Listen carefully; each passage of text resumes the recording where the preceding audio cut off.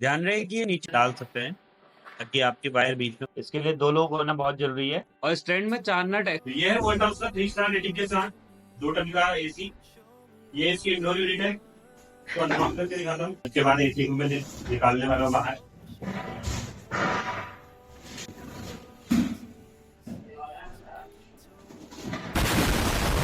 Voltas AC के मामले में सबसे ज्यादा सेल होने वाला एसी है। 3 स्टार रेटिंग के साथ ये एसी आने वाला है। काउंटिंग प्लेट की बात करें तो इसकी बिल्ड क्वालिटी इतनी अच्छी है नहीं, थोड़ा चीप टाइप का लगता है। विंडो यूनिट काफी इसकी साफ सुथरी है और 3 स्टार रेटिंग के रेटिंग के साथ आने वाला है। और यदि इसकी कंजन की बात करें तो यहाँ पे दिखाया गया है, मैं आपको मैं दिखा दूंगा स्पीकर को।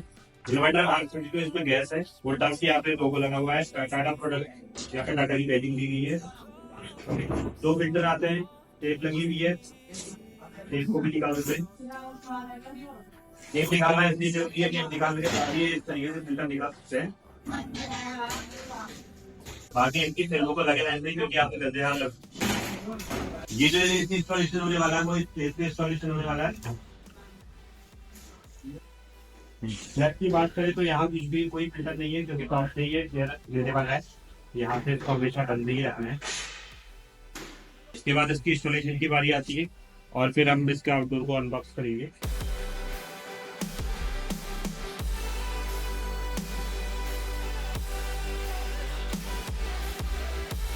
तरीके के हाफ और क्वार्टर इसमें पाइप आ रहे होते हैं।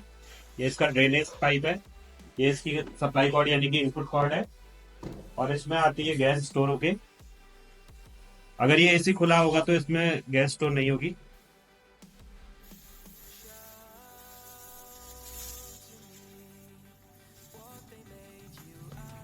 इस तरीके से गैस,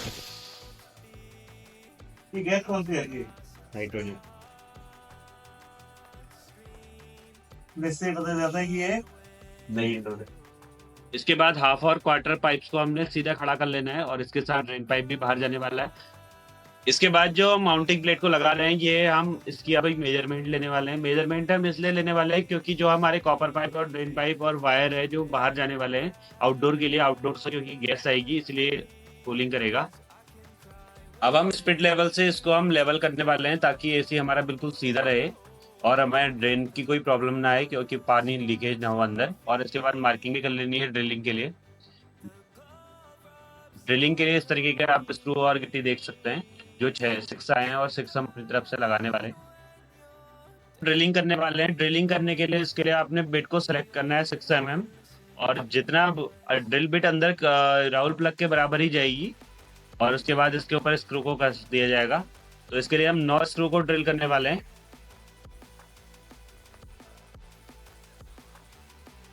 अगर आपका राउल प्लग जाने में दिक्कत करता है तो आपने थोड़ा सा ड्रिल को घुमा लेना है जिससे कि राउल प्लग जाने में आसानी हो जाएगी। राउल प्लग यानी कि गिट्टी को लगाने के बाद सारे होल पर हमने हथौड़े से इसको ठोक लेना है ताकि ये अंदर चले जाए। अगर कोई राउल प्लग रह जाता है तो आपने उसको पेचकस और इस तरीके से आप इसे कटिंग भी कर सकते हैं।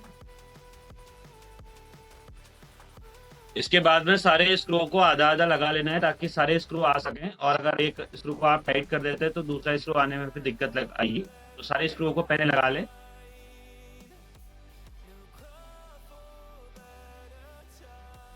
जो अभी आप मार्किंग देख रहे हैं ये मार्किंग होने वाली है हमारी आउटडोर के लिए जो कॉपर के पाइप्स की जो हमने पहले ही मेजरमेंट लिया था। तो इसके लिए मैं मेजरमेंट कर लेता हूँ। ये लगभग 2 इंच का मैं होल करने वाला हूँ यहाँ पर, वो भी स्क्वायर होल करने वाला हूँ।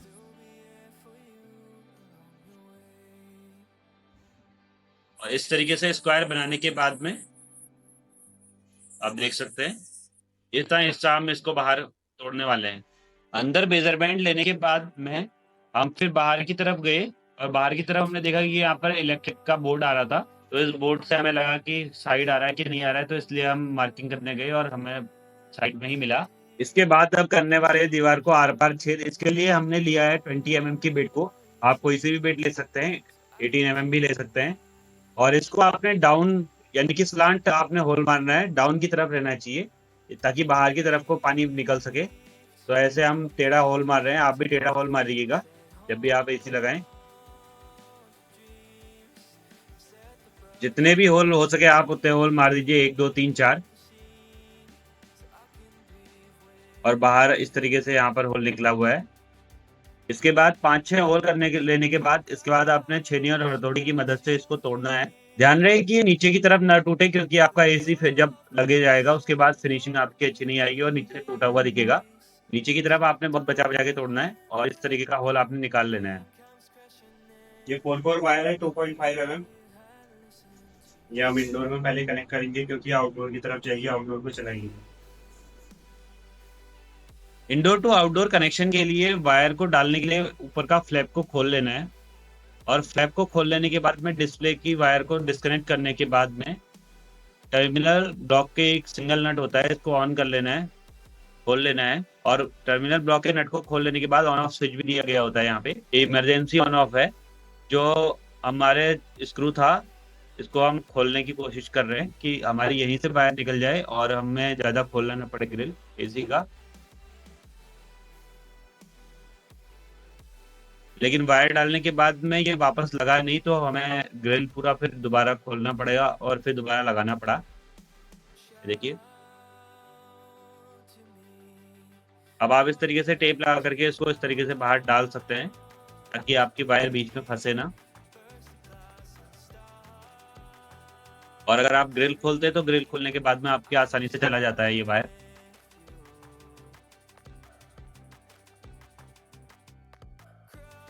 वायर की कनेक्शन कोई ज्यादा बड़ी बात नहीं है। आप एक अर्थ का वायर दिया होता है इसमें और एक कमांड वायर दी गई होती है और लाइन एंड न्यूट्रल दिया होता है। जैसा आप कनेक्शन इंडोर में करें वैसा ही आप आउटडोर में करें, वरना आपका एरर कोड आ सकता है। हमारे केस में हमने भी इंडोर टू आउटडोर थोड़ा गलत कनेक्शन कर दिया था, बाद में हमें सही करना पड़ा, वो एरर कोड आ गया था हमारा भी।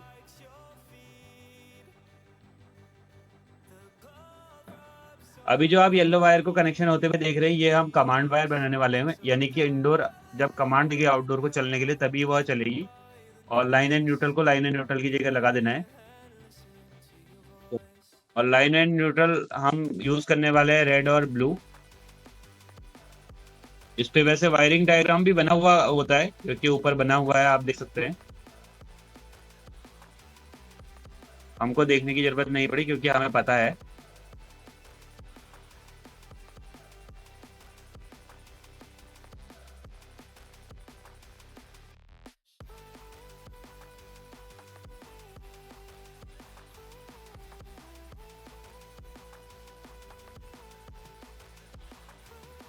वायर को रोकने के लिए एक क्लिप दी गई होती है, जो मैंने आपको थोड़ा सा पहले क्लिप में दिखाया था, जो हम अंदर की तरफ से खोल रहे थे। लेकिन वो क्लिप दोबारा से लगी नहीं, क्योंकि उस क्लिप को लगाना इसलिए कंपलसरी है क्योंकि बाहर की तरफ से जब भी कोई वायर को खींचे या इस तरीके का कुछ भी घटना हो तो वो क्लिप ही उसे रोकने वाला है। तो इसके लिए हमको 6 स्क्रू खोलने होंगे और इसके बाद ग्रिप को लग करने के बाद में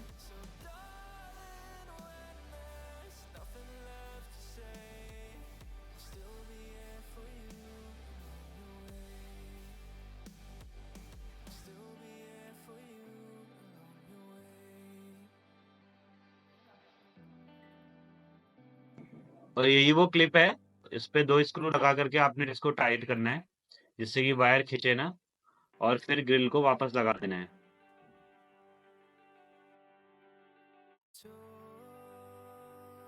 ग्रिल को उतारने के बाद में क्लिप को आपने टाइट करना है और आप ग्रिल को पहले ही उतार लें, इससे आपको वायर डालने में भी आसानी होगी। और फिर इसके बाद आपने टर्मिनल ब्लॉक को बंद कर देना है। इसके बाद बारी आ चुकी है एसी को माउंटिंग प्लेट पे लटकाने की। इसके लिए 2 लोग होना बहुत जरूरी है, इससे ही आसानी से टंग जाएगा। और जो कॉपर पाइप्स हैं इनको जो 90 डिग्री में हमने सीधे किए हुए थे, और इनके साथ जो आउटडोर की केबल थी जो 2.5 mm की थी, इसको हम बाहर भेजने वाले हैं। ये 2.5 mm की केबल है जिसको हमने बाहर डाल दिया है। और फिर इस पे इंडोर के जो 2 पाइप्स है कॉपर वाले, इनको भी आपने बाहर भेजना है। और ड्रेन पाइप आपने इसके सबसे नीचे रखना है ताकि इसमें से सबसे जल्दी पानी निकले। इस चीज का बहुत ख्याल रखें।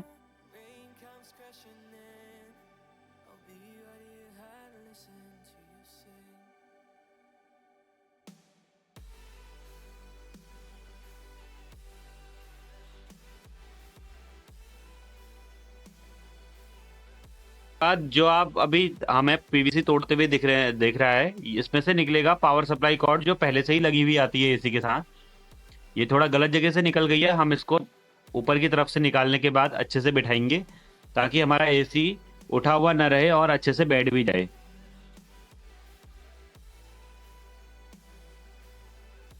पावर सप्लाई केबल आसानी से निकल चुकी है, और एक बार पहले चेक कर लें एसी कोई दिक्कत तो नहीं है, और उसके बाद इसे बैठा दें।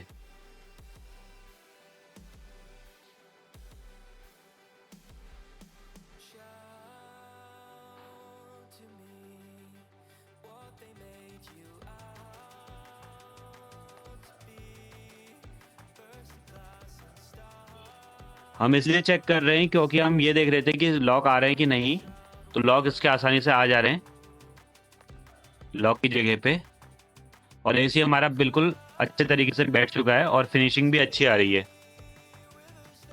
और इसके बाद ऊपर के जो टॉप कवर है यानी कि फ्लैप है, इसका डिस्प्ले पे कनेक्शन करके इसको बंद कर देना है, और आपका इंडोर का काम पूरा खत्म हुआ। इसके बाद आउटडोर को हम ओपन करके इसके अब अंदर देखते क्या क्या आता है। ये है 2 पाइप हाफ एंड क्वार्टर के कॉपर पाइप होते हैं जो, और इसके साथ आती है केबल, और हम इसको अभी ढक के रख देते हैं ताकि इस पे हमारा डस्ट का कोई प्रॉब्लम ना आए। तो पाइप में आपने टेप लगा लेना है, थोड़ा थोड़ा टेप लगाना है, न कि ज़्यादा टेप लगाना है। ये हमारा फ्लेयर का साइड है, और हमने जो एसी की इंडोर के यूनियन है और जो आउटडोर की यूनियन है उनमें भी हमने टेफ्लॉन लगा लिया था पहले ही।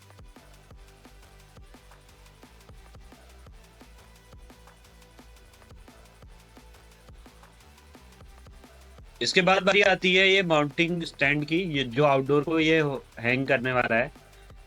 तो इसके अंदर हमको कुछ स्क्रू का एक पैकेट मिलता है और बोल्ट्स का, और ये 4 जो होते हैं ये लेग मिलते हैं। एक साइड होल होता है, एक साइड नहीं होता है एक में। देखिए इस तरीके का जो नट बोल्ट का पैकेट, और इसमें फास्टनर आते हैं, 6 फास्टनर होते हैं इसमें। तो इसको हम लगाने वाले हैं। वैसे तो इसको अलग अलग तरीके से लगाया जा सकता है, लेकिन जो तरीका हमारा है वो आप देख सकते हैं। इस तरीके से रखने के बाद में आपने इसमें 3 बोल्ट कस लेने हैं, और ये स्टैंड तैयार हो जाता है।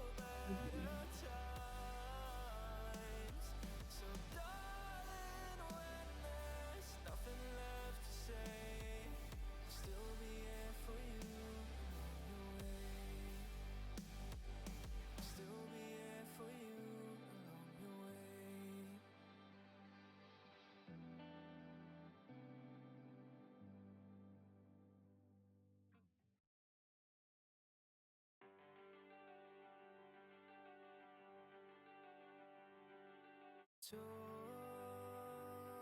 to me, show me all that hurts you deep.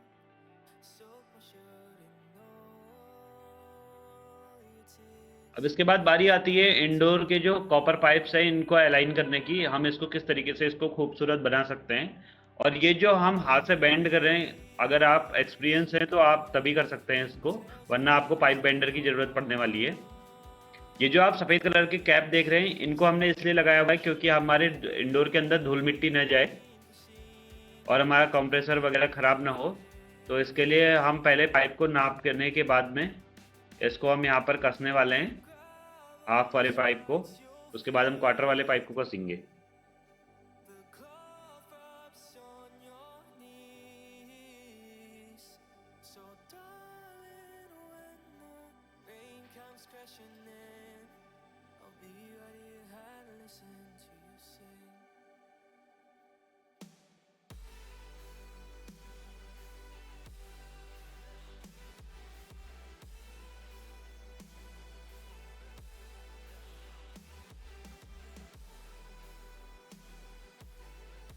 तो हाफ में हाफ का पाइप और क्वार्टर का पाइप लगा लेना है, और दोनों ही तरफ आपने टेफ्लॉन लगा लेना है।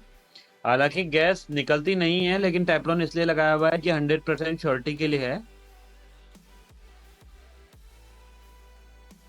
और इसके बाद दोनों ही रेंचों से इसको टाइटली कस देना है, और इसे अच्छा खासा टाइट कसना है जिससे कि आपका गैस लीक ना हो। और इसे बाद में हम सोप बबल से चेक भी करेंगे कि गैस लीक तो नहीं हो रही है। और ये क्वार्टर का पाइप भी हम पूरे तरीके से कसने वाले हैं।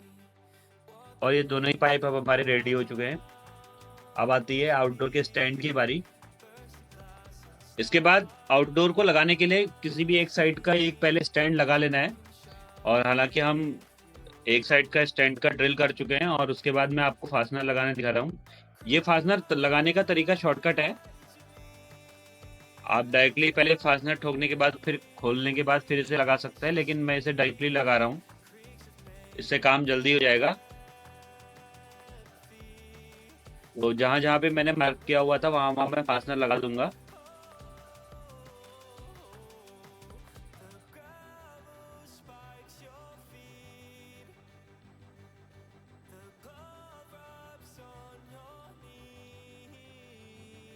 अब जो मार्क किया हुआ था उस पे हमने इनको रखने के बाद में नट्स को इसमें हथौड़े से इनको सबको अंदर डाल लेना है ताकि ये आसानी से अंदर चले जाएं।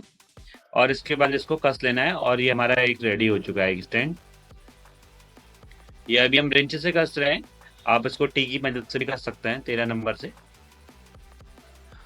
इसके बाद आउटडोर के जब हमने होलों को नापा तो वो 21 इंच पे थे, तो इसके बाद मैं इसको सीधी लाइन लेकर के दूसरे स्टैंड को बिल्कुल सीधे पे लगाऊंगा ताकि हमारा आउटडोर टेढ़ा ना दिखे बाद में। तो सीधी लाइन में खींच लेता हूँ ऐसे। आप भी ऐसे ही खींच सकते हैं लेवल पे देख के। इसके बाद आपका टेढ़ा होने के चांसेस बिल्कुल 0 हो जाएंगे।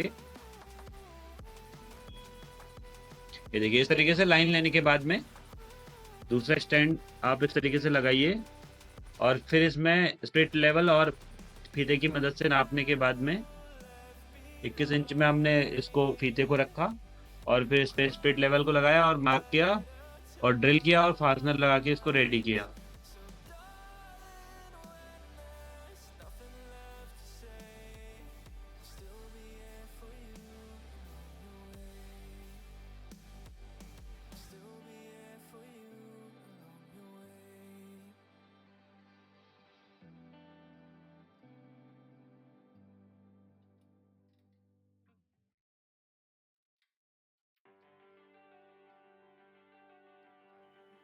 आउटडोर के आप ये देख सकते हैं वाल्व पे हमने किस तरीके से टेफ्लॉन लगाया हुआ है और स्टैंड में 4 नट एक्स्ट्रा आते हैं। तो आपने देखा होगा स्टैंड आउटडोर के जो होल होते हैं उनको टांगने के लिए 4 नट आते हैं। तो उन 4 नटों को आपने इस तरीके से लगा देना है जिससे कि आउटडोर नीचे ना गिरे। और दो एक साइड होते हैं और इस पर 4 नट और 4 बोल्ट नीचे से लगेंगे। ये आपका एक लग चुका है और एक और लग जाएगा, इसके बाद हमारे आउटडोर नीचे गिरने से बच जाएगी।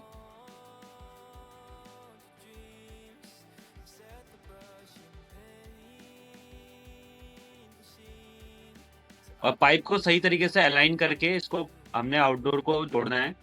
और ये जो यूनियन आप देख रहे हैं और जो हमारा ये वाल्व देख रहे हैं इनका जो डायरेक्शन होती है एक दूसरे के ऊपर आनी चाहिए। तो एक पाइप हमारा कनेक्ट हो चुका है, दूसरा भी कनेक्ट हुआ है। इन दोनों को टाइट करके अब हम अभी ये वैक्यूम हो रहा है और वैक्यूम इसलिए हो रहा है क्योंकि इन पाइपों में जो भी एयर भरी हुई है और इंडोर में जो एयर चली गई है वो एयर यहाँ से हम सक कर लेंगे और फिर इस पर गैस छोड़ेंगे। कनेक्शन आप देख सकते हैं, ये अर्थिंग का वायर है और ये न्यूट्रल की जगह न्यूट्रल और लाइन की जगह लाइन और ये कमांड वायर है येलो वाली। कनेक्शन कंप्लीट हो गए, वैक्यूम हमारा कंप्लीट होने वाला है। इसके बाद अब गैस चालू करेंगे। ये जो पाइप आप देख रहे हैं ये है हाफ का और ये है क्वार्टर का और यहाँ से गैस डिस्चार्ज होगी और ये सक्शन है यानी कि यहाँ से खींचेगा। खींचने वाला पाइप मोटा होता है और भेजने वाला पाइप जो होता है वो पतला होता है इंडोर में। तो यहाँ से हम इसको निकाल लें। अब इसके बाद हम गैस चालू करेंगे। इस एसी में आप देख सकते हैं ये इंडोर आउटडोर पहले से ही लीकेज आई हुई है। तो इसमें जो गैस है वो लीकेज है और हमने इसे टेपलो लगा के हम इसको लॉक नट से टाइट कर देते हैं क्योंकि इसका यूज़ होने नहीं वाला है और हमें लगता है कि इसके अंदर गैस है भी नहीं।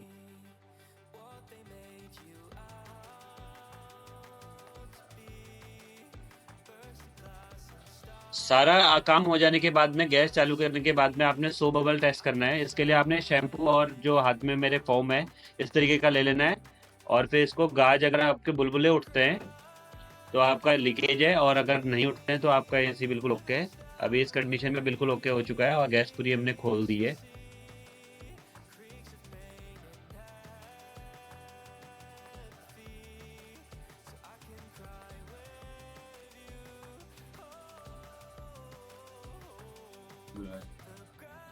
इसके बाद डेड कैप्स को आपने पूरा अच्छे तरीके से टाइट कर लेना है। वाल्व खोलने का हमेशा ध्यान रखें, कोई भी वाल्व बंद न रहे। और डेड कैप का काम पूरा हुआ। आउटडोर पूरी तरीके से लग चुका है और हमने इसमें केबल टाई से इसकी फिनिशिंग को थोड़ा बढ़ा दिया है। हेलो भाई, हमने एसी लगा दिया है। अब हम इसका सेंट्रल बताएं इसके काम अबे जब सामान आता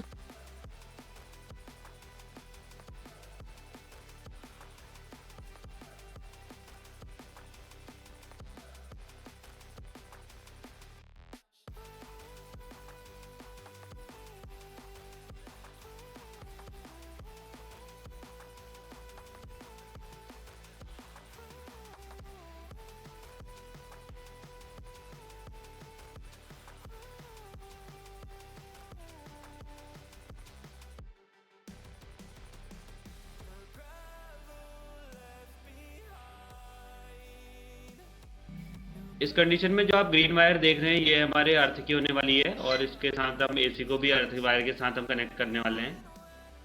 ये कनेक्ट हो चुका है और फेस और न्यूट्रल ब्लू कलर की वायर है। एसी लगने के बाद में आप देख सकते हैं कि ओई एरर कोड आ रहा है और हमने इसको कस्टमर केयर नंबर पे कॉल करके इस फॉल्ट को हमने रेक्टिफाई किया। अगर आपको भी इसका वीडियो चाहिए तो आप हमें कमेंट कर सकते हैं, अगला वीडियो हम आपके लिए यही लेने के आने वाले हैं। एरर कोड को सॉल्व करने के बाद में एसी हमारा चलने लग गया था और कूलिंग भी अच्छी आ रही थी। अगर आपको ऐसे ही वीडियो चाहिए तो हमारे चैनल को सब्सक्राइब और लाइक जरूर कीजिए।